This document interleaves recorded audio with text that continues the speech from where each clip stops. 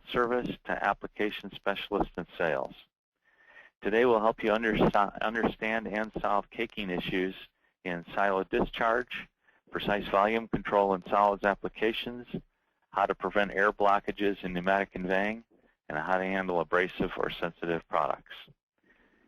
Just in case you'd like to review the presentation or share it with a coworker, the presentation and slide deck will be published on our website in the next couple of days. We will be muting the phone lines. If you have a question, there's a question tool built into GoToWebinar. Please send me the questions, and I'll have Chuck answer them as soon as we can.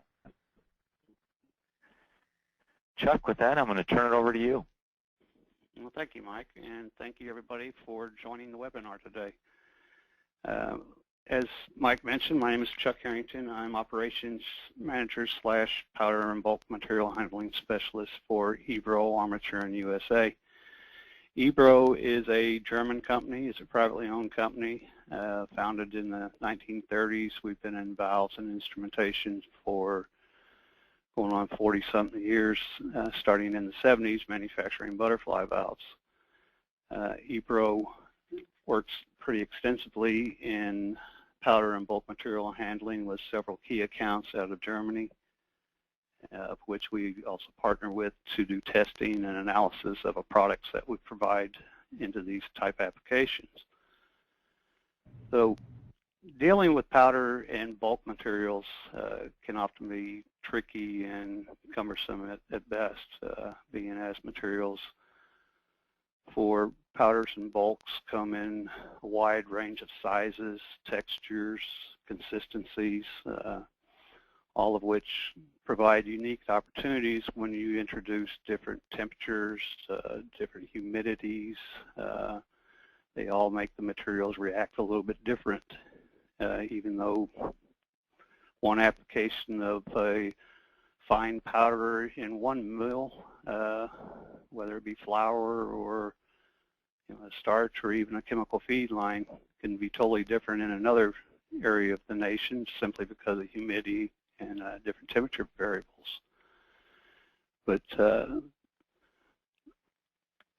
bulk powders come in a lot of different sizes, and which also introduces different issues that need to be addressed in the way they're handled in their valving, in large particle size, down to sensitive media. If you can imagine conveying your morning cornflakes through a valve somewhere, well, you want to be able to convey it through a valve that's not going to tear it up. So we have products for that as well.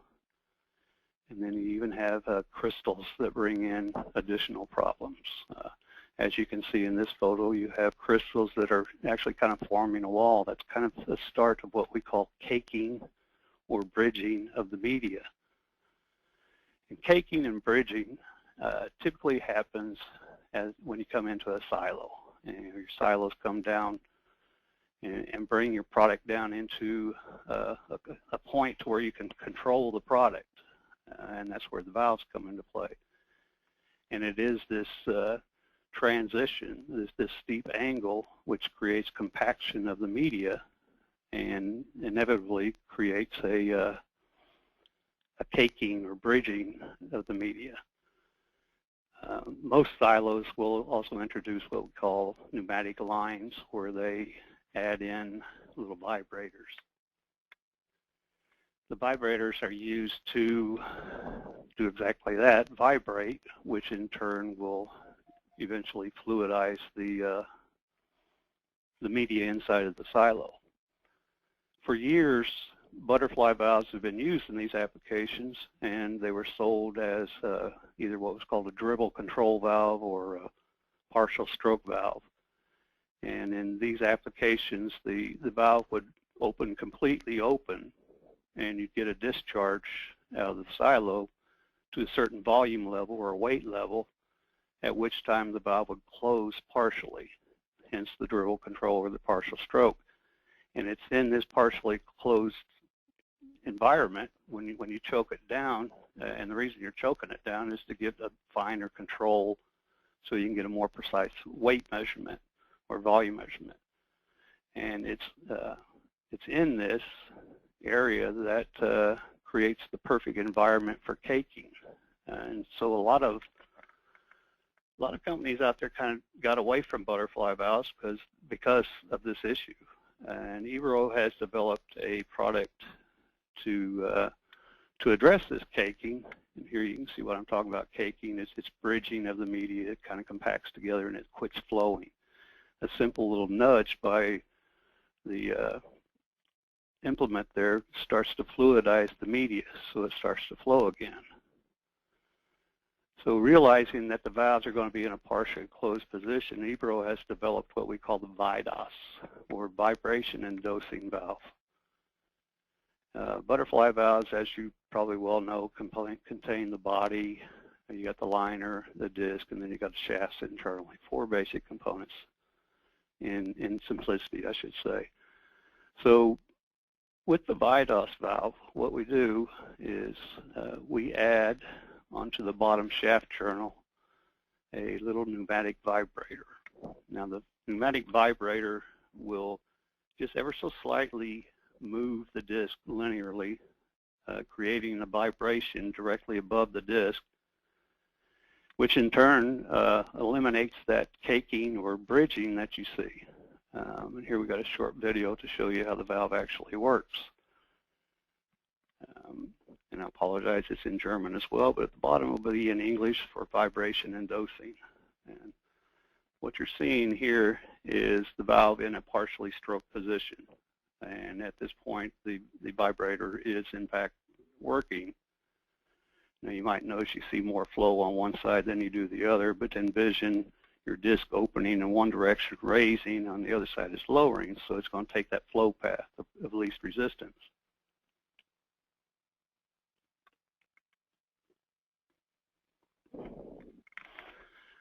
Years back, the dribble control valves utilized switches, and it would go to the intermediate position before closing. Nowadays, with positioners being more cost competitive, it's much better to use a positioner instead of a positioner because you get more points of control. So once again, it's the controlling and eliminating the caking in that dribble control position that we're addressing the problem here. Of course, this could also be utilized in full open applications where you have caking above it that just simply won't break loose. So here you see the valve just opened and very minimal flow, if any, if you want to call it. And now the Vidos has started up. So we're breaking up that caking above. And once again, this gives you that finite control so you can get very accurate measurements of whatever you're batching.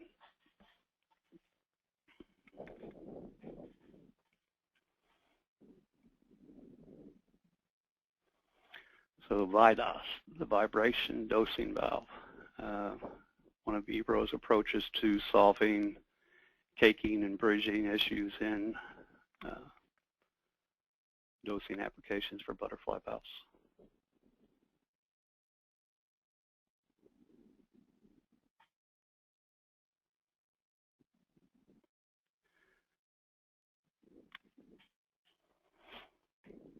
Volume control, as we just recognized, is something that you really want to be able to have precise metering and control of, because adding too much of an ingredient can cause, let's say if you're making Campbell's soup, it could make your soup too salty, or if you're mixing a batch of cement and Portland or whatever together and you get too much of one mixture, it's not going to work out too well. So precise metering is always important. As for instance with this Diamond dog food, you know, if I bought a 40-pound bag of dog food and I get home and it's only 36 pounds, I'm not going to be very happy with that manufacturer. And by the other side, if I'm working at Diamond Pet and I'm filling those 40-pound bags and I fill a whole pallet full of 44-pound bags, what's going to happen?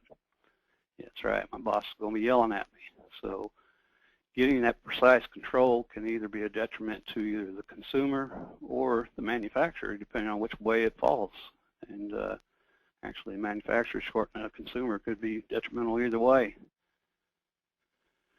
So precise metering keeps everyone happy, and I'm sure most of you, if you've ever stayed at a hotel that has the free breakfast in the morning, has seen one of these things. It's the cereal dispensers.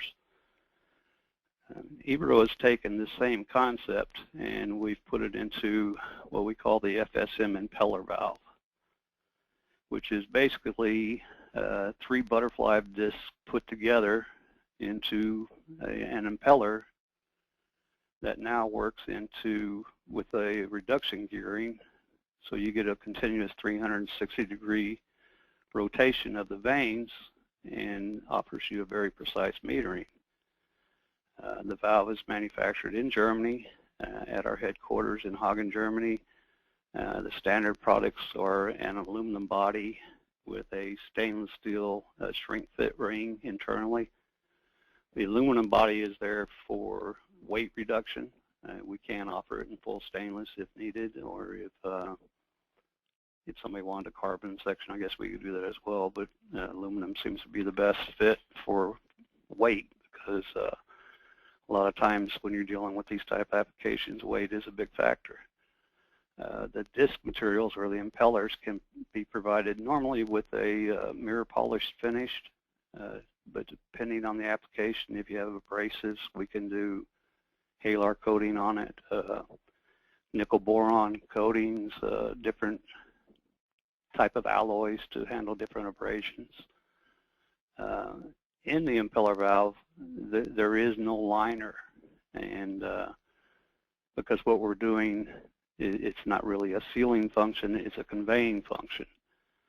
With that being said, you can actually use the valve to seal. The vanes can actually stop in what we call a zero stop position, which would mean the paddles or the blades of the impeller would be directly parallel to the valve face. So there's a very minimal gap between the impeller blades and the stainless steel ring that you see here. So there's very, very finite gap when this stops in what we call the zero stop position. And in that position, the media can then form up around the impeller and create a seal for you. That being said, the FSM impeller valve is a valve to be utilized only in applications where you do not have a differential pressure to deal with. In other words, if you have a pressure inside of a vessel that you're needing to convey the product with, and you're expecting the impeller to shut off against that, we cannot do it. But we can also provide downstream or upstream valving that will allow you to do that. I mentioned the zero stop position where the impeller blades stop parallel with the valve face. We do that by encompassing in our puck, and the puck will have strikers, metal strikers, that coincide with the disc edge or the edge of the impeller blade. So we can identify when that impeller blade is directly in the middle. So you encompass that with an electronic motor brake, and now we can stop the impeller blade in the exact zero stop position to once again provide shut off of that flow. Here you see a couple of applications where in the top up here you see a silo, and then up underneath it you see a Stavio knife gate valve, which by the way is owned by Ebro, or actually we're all encompassed under the Brewer Group now, which is the owner's Peter Brewer's companies, and Stavio is one of those. And then here you have a rotary feeder. Rotary feeder is going to be doing pretty much the same thing of what our impeller valve is doing, and that's going to be controlling the volume that's coming out of this silo. Earlier we talked about bridging and caking and how we introduced the vibrator on the bottom of our valve to break up that caking. Here you see the same type of vibrators installed into the silo, once again to break up the bridging of the media. So looking at the size and the mass of this, you can see there's already one benefit to the FSM impeller valve, in that we got a substantial weight reduction and size reduction. And Here you see a little close-up of the same thing again, the rotary feeder and the knife gate valve up above it. But what we also offer with the impeller valve is an increased volume per rotation of the impeller itself, because we increase the channel area or the flow input area versus what you're going to see in a typical impeller per rotary feed valve or airlock valve, because they transition from a round pipe into a rectangular shape and then back out to a round pipe again. You have a reduction in the actual area where the media can be drawn into the impeller itself. And here I have a little breakdown of the impeller valve itself with the valve body here. And this will be the impeller vanes, the blades. The internal shaft, which is connected internally. There is no external pinning, so we have an internal drive key here.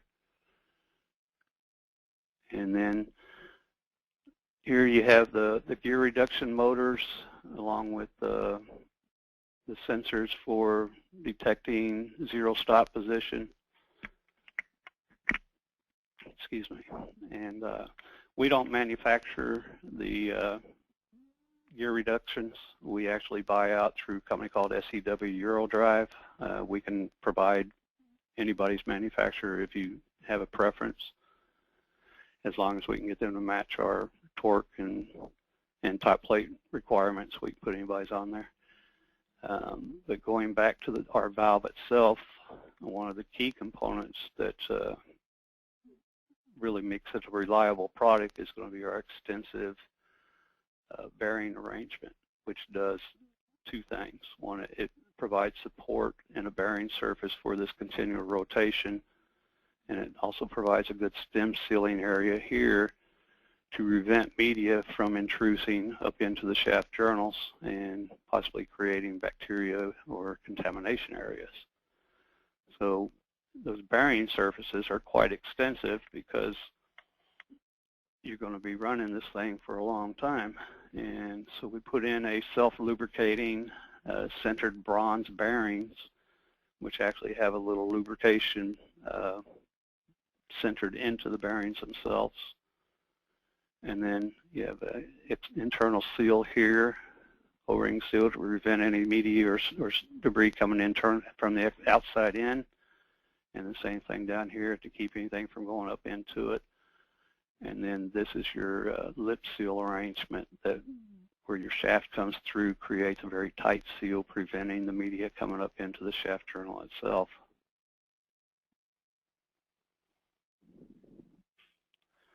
Here's one impeller valve in an application at one of our customers out of Europe. In this instance, they're conveying the product onto a conveyor belt that feeds it down into another area. You can see here's one of the bags that they drop into the hopper up above here, which, by the way, this hopper's on a little shaker bed to once again break up that caking or bridging of the media. And here's another photo of it. What you're going to see up here is something that Ebro has also manufactured, once again, to deal with that caking or bridging. Because we have the impeller valve in here and not the Vidos, we need to have something to break up the caking or media up above it. The flushing ring provides an avenue for injecting air into the system to break up that caking, and we'll go into that a little bit more here in a bit. Another application where you see the impeller valve with a hopper up above and then probably going down into some sort of reactor down below. And one more picture, once again with the flushing ring.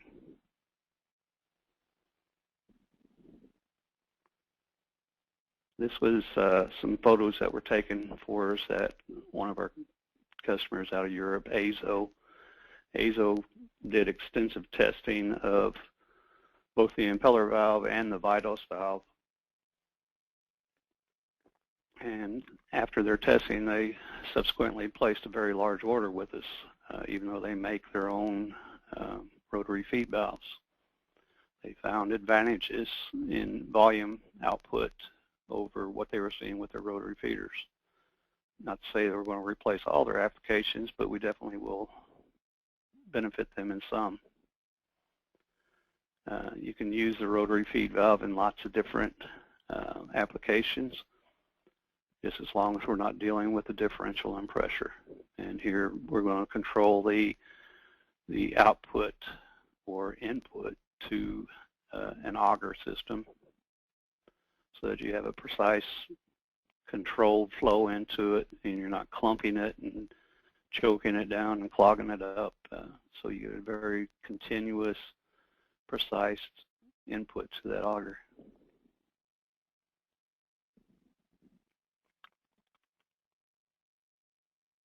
And one more picture of the flushing ring. This application, you can see we also added in grounding straps. So any type of explosive concerns, we can add the grounding straps, and we can also add in springs internally to the valve shafts that'll totally ground the entire valve.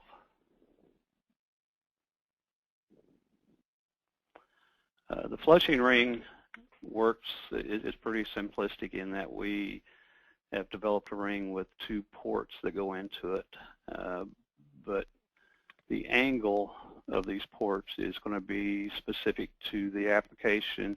We can use them to either flush internally to the impeller valve to make sure you get plenty of cleaning, and because any trapping areas that you're going to have will be down in the hub areas here and up above. So with the flushing ring, we can continuously blow these areas out or keep product moving, or it can turn the other way and go upwards into, like you see here, this one's actually flowing upwards, which is going to be creating a kind of a spinning action up above of the air that's going in to disrupt the bridging above.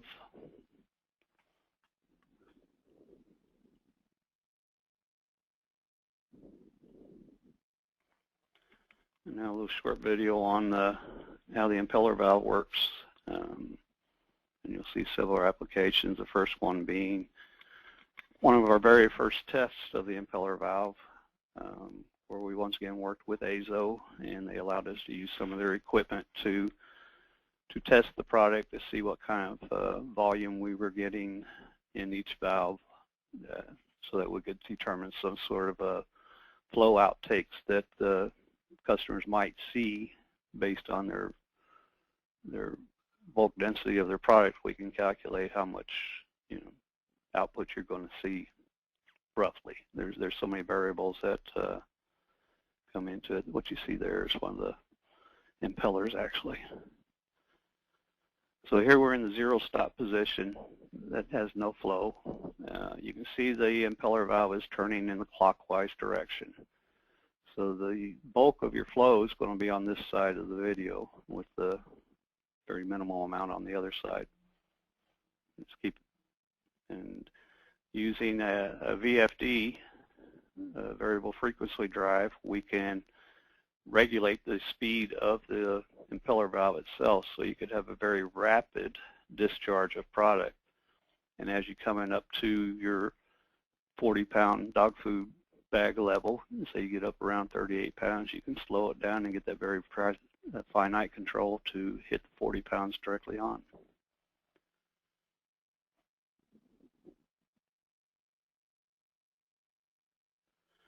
One of the main things that we do with the impeller valve is that we increase the amount of volume, amount of flow that you're going to get per revolution over an airlock or a rotary feed valve.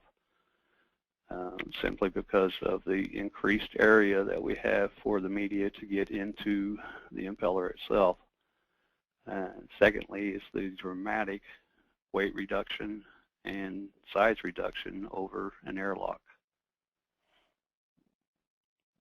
And then of course accompanying these with the zero stop position and the flushing ring we can address caking issues as well.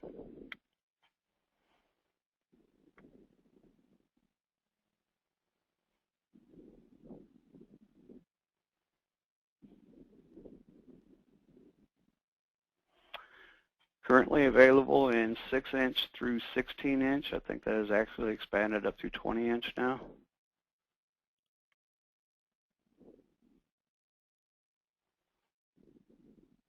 And Mr. Andreas Kuhn is the product specialist for powder and bulk solids out of Germany.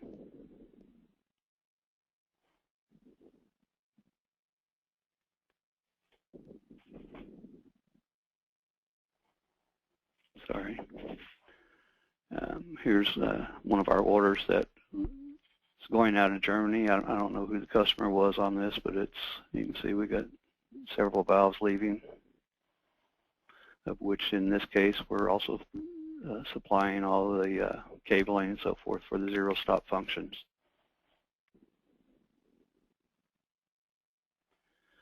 And this is a sample of our sizing calculations that we can do for you. If you can provide me with the bulk weight of the product, we can give you calculations that will give you a good estimate of what your discharge or your output will be based on your size, speed of the impeller valves, and we'll get you close anyways. Of course, we can't factor in all the variables. So that's addressing finite control.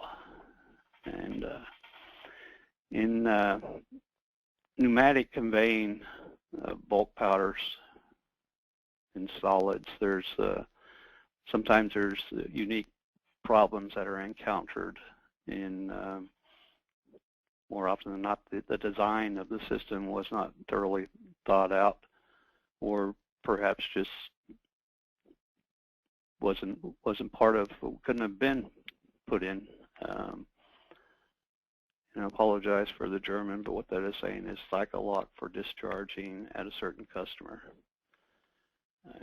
This customer contacted Ebro because they had 3 silos staged in a row, and these silos all were, this was at a brick manufacturer, and they manufactured both external bricking, but they also did the heat bricks that you use for fireplaces and so forth. So they had 3 different silos outside, and each one of the silos excuse me, would contain different powders utilized in manufacturing these bricks, whether it would be the actual powder to form the brick or different colors that they were introducing into it or whatever, but they all joined into common conveying lines. And this silo happened to be the last one in that conveying line. So you can see, you know, a very large rotary feed valve here, a knife gate valve here, a big silo up above it. And this was, I believe, their attempt at eliminating some of the problems or trying to get the flow that they just could not seem to get out of this silo. You can see the attempts of the hammer marks of beating on the silo to attempts to break up the bridging up above, or the caking up above of the media, which is what they thought was going on and what would have been my first inclination as well. They even went as far, oops, my bad, sorry guys.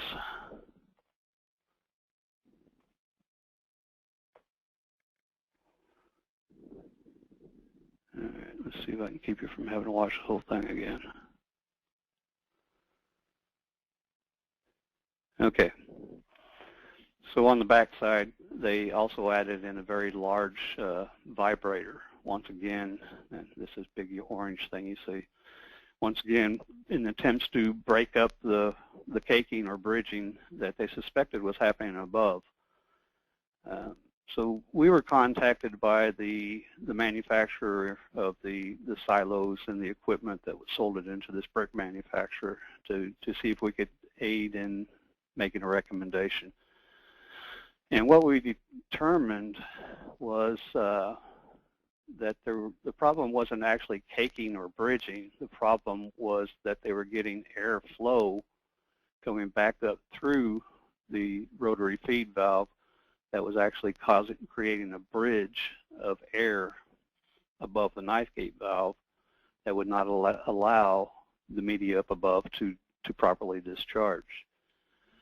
So Ebro proposed what we call the Cyclolock, which is a combination of a couple of butterfly valves with a internal spool piece, if you will, or tube that more often than not will be tailored to the available space that we have in existing equipment, or if it's in new design equipment, we can calculate these for the required discharge that you have.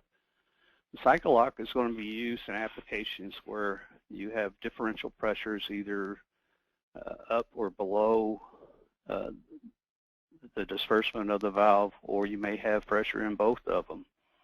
So with the Cyclolock, you can open the top valve, fill your chamber up while still holding pressure in your bottom containment. And then if you discharge into this and you have pressure internal to the Cyclolock, we can vent it through a ball valve arrangement here. Or you can just discharge it into the bottom chamber depending on what your application needs. And then, of course, you can encompass in different level metering systems to determine your actual volume internally. So for this application, there wasn't any differential pressure we had to deal with, so the ball valves weren't used on it. But we did provide them with the loop programmer, the PC to handle all of the monitoring or sequencing of the valves itself.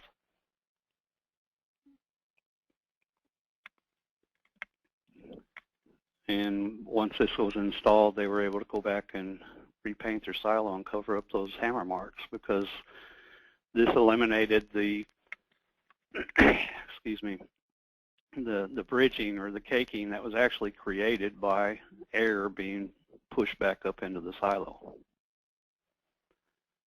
So another application for Ebro products. We can do a multitude of different valves are available for this application. What you see in this photo is going to be the Z014-WN, which is a full body valve where the diameter of the valve is equal to the flange diameters. This is used a lot in applications where you could have possibly washdown areas. The WN series, by making the valve body equal to the outside of the flange face, you minimize the amount of crevices that you have where bacteria and so forth can get caught in. And then you have the Ebro X.1, X being taken out for the size. We have various sizes. This typical application was using a spring failsafe. Then you have the volume tube down below. And then you have our SBU switch enclosure that direct mounts onto the actuator itself. And then, of course, different solenoid valves.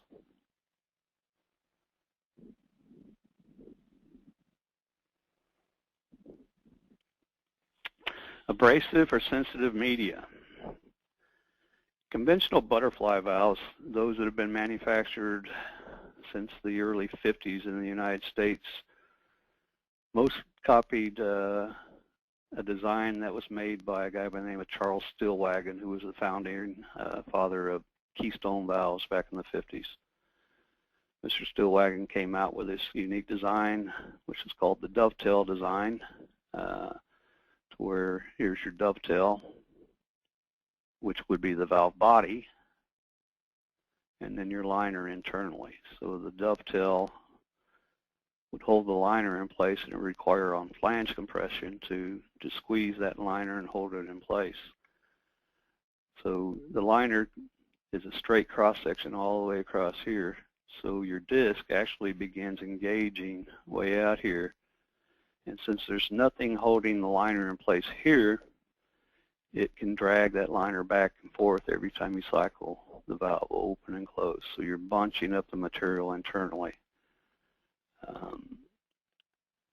The Ebro design, Our standard butterfly valve utilizes what we call the location lock liner.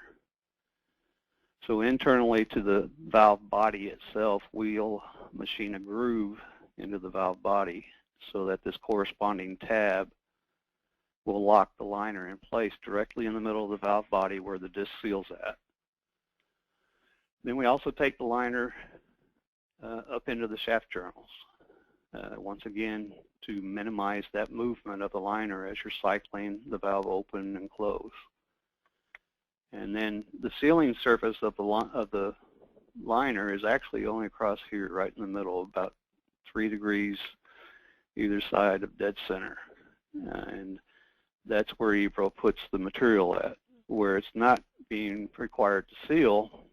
And the purpose of the liner in this area is simply to isolate the valve body from the media. We make the liner larger.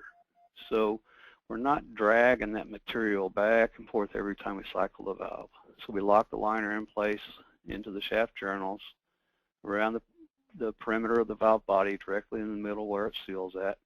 We lock it into the valve faces on both sides.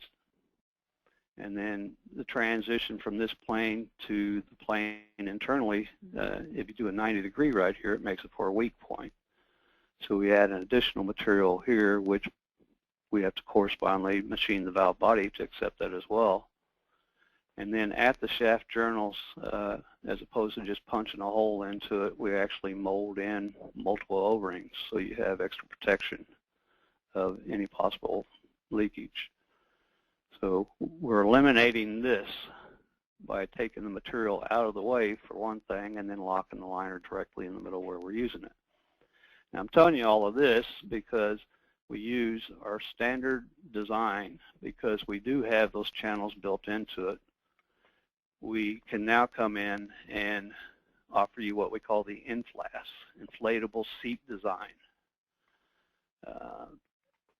As I mentioned, because we utilize the location lock liner, we can now come in and reduce the disc diameter, leaving a very small gap between the disc and liner. And so at the point of, well, let me back up. And now where the groove is in the valve body, we can add air lines so that we can now inject behind the liner. And instead of rubbing the disc against the liner as we open and close the valve, we can simply just close the valve and then inject air behind here and inflate the liner to the disc itself. So if you're conveying sensitive media, you've eliminated that pinch point of the disc rubbing on the liner and simply just closing it, and then you inflate to it. And being as it is very minimal gap, there's not going to be much, if any, of that sensitive media gets trapped in there. And it's also good for abrasive applications because, once again, you're not dragging the media back and forth across the liner every time you cycle the valve.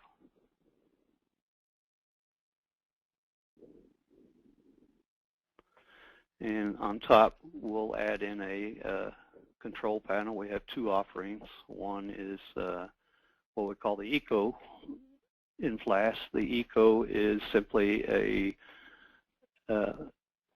different blocks or pneumatic channels that you, through restricting or unrestricting the air flow or the volume of it, you control the sequence of inflation and deflation of the liner.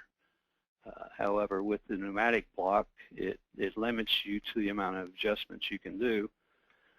So we also offer a fully electronic version. That with the electronic version, you can now extend your amount of time between the close cycle and the inflation cycle. You can also, for very sticky media applications where the liner will tend to stick to the disc, we can add in a vacuum behind it, so we can now suck the liner off the disc for those very sticky applications.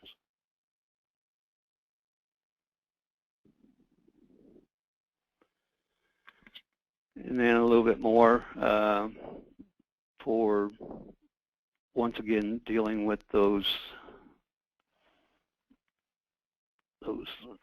abrasive applications.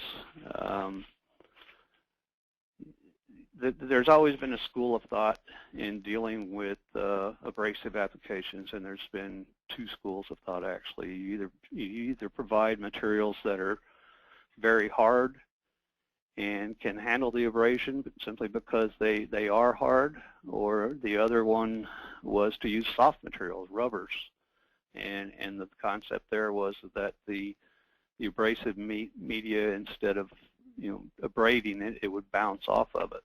And both come into play, both can work, but it's really about getting the correct materials for the application. Here, what you see down below is a cutaway of one of our valves. All of our valves are provided with at least 3 radial bushings, bearing surfaces, if you will. They're bronze, luberized bronze bushings, 2 directly outside of the pipeline, so you have support from pressures of your media being exerted on it. The third one will be up top to prevent side loads created from your actuators or your gears, etc. All internal disc to stem connections, so you don't have any bolting in the waterway. All come with ISO 5211 top plates, so interchange with actuators of your selection. We offer them in full wafer, lugged, double flanged. We actually make a 3/4 inch butterfly valve, and the largest one to date has been a 96 inch. Ebro has manufacturing. We're headquartered out of Hagen, Germany. We have manufacturing in Thailand for the core products so that we can be competitive on a global basis. We have a small facility in China as well, and our knife gate valves, the Stavsjö product offering, is manufactured out of Sweden with some manufacturing out of China. And then we own our own pneumatic actuator company, which is a company called Tava, and it's out of Italy. So back to using the correct materials. Had a specific application that came up at a foundry up in Wisconsin area where they were conveying sand and resin. This is a facility that makes patterns for casting of motor parts, etc. The valve was cycling once every 70 seconds or so, conveying the sand and resin application. And they were using a Keystone products with a ductile iron disc and EPDM liner. And of course, my first question is, why ductile iron disc? Why are you using that? And it came down to simply a cost position, because they didn't want to pay the premium for the stainless disc, but because it was wearing out just as fast as the ductile was. And they're going to change it out every 2 to 3 days. They didn't see any need in paying extra for the stainless. So this was an opportunity for me to get in there and work with them and give them some options on different materials, of which we did. We came back with kind of equal to the Keystone, but we utilized a 316 disc with an EPDM liner was one offering. The second one up was going to be a duplex stainless steel disc, which took the Bernal hardness up to about 280, so we got a much harder disc. There's that hard concept we were talking about. And the liner material on that one was a polyurethane. And then the third selection that I offered them was going to be NBR HAR liner, which is a proprietary product that Ebro has. NBR is nitrobutyl rubber, and HAR stands for highly abrasion resistance. So, and the disc option on that one was a nickel boron coated 316 stainless steel. Nickel boron is an electrolysis etching process that kind of anneals and hardens the external surface of the stainless and leaves a slight nickel coating on the outside of it.